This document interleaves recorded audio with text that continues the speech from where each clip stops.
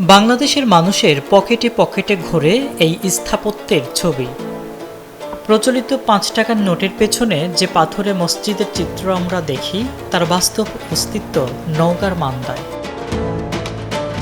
প্রায় ৫৪০ বছরের পুরনো আভিজাত্য নিয়ে আজও সগর্বে দাঁড়িয়ে আছে কুসুম্বা শাহী মসজিদ। অনেকে একে জিনের তৈরি বললেও মূলত সুলতানি আমলে মানুষের নিপুণ হাতের ছোঁয়ায় ফুটে উঠেছে এই কারুকার্য।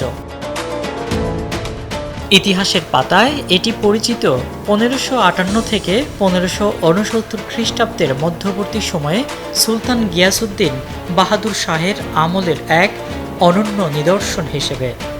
সুলতান সুলাইমান নামে এক ব্যক্তির তত্ত্বাবধানে নির্মিত হয় ৫৮ ফুট দৈর্ঘ্য ও ৪২ ফুট ৬ ইঞ্চির এই মসজিদ। ৬টি গম্বুজ বিশিষ্ট এই মসজিদের ভেতরে রয়েছে কালো পাথরের নিখুঁত নকশা। উত্তর পশ্চিম কোণে উঁচু একটি আসন রয়েছে, যা থেকে তৎকালীন বিচার কার্য পরিচালনা করা হতো বলে ধারণা করা হয়। পদ্মা সেতু, মেট্রো রেল এবং এলিভেটেড এক্সপ্রেসওয়ে নির্মাণের গর্বিত অংশীদার বসুন্ধরা সিমেন্ট। একসাথে ২৫০ জন মুসল্লি এখানে নামাজ আদায় করতে পারেন। আসলে এটা জিনদের মাধ্যমে আল্লাহ তাআলা করতে পারেন, তবে এটা আমাদের শিলালিপি অনুযায়ী এটা বোঝা যায় যে জিনদের তৈরি নয়, এটা মানুষেরই তৈরি। সুলতানি আমলের মসজিদটি নির্মিত। মসজিদের পাশেই রয়েছে ৭৭ বিঘার সুবিশাল দিঘি। স্বচ্ছ জলরাশি আর দিঘির পাড়ের সৌন্দর্য পর্যটকদের দেয় বাড়তি বিনোদন। বর্তমানে এখানে যুক্ত হয়েছে সুদৃশ্য ফুলের বাগান ও আধুনিক আলোকসজ্জা।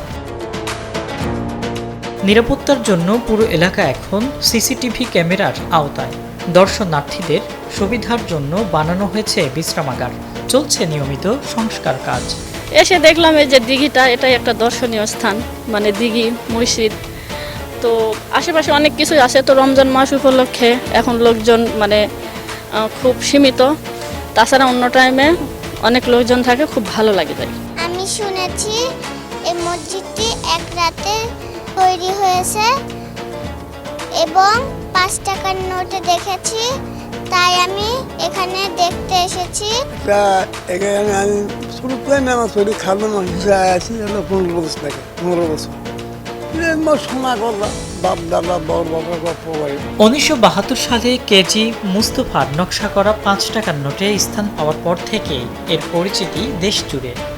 যথাযথ রক্ষণাবেক্ষণ আর আধুনিক পর্যটন সুবিধা নিশ্চিত করা গেলে এটি উত্তরবঙ্গের অন্যতম সেরা পর্যটন কেন্দ্র হিসেবে স্বীকৃত হবে, এমনটাই প্রত্যাশা স্থানীয়দের। ইব্রাহিম প্রামাণিক, ডেইলি সান।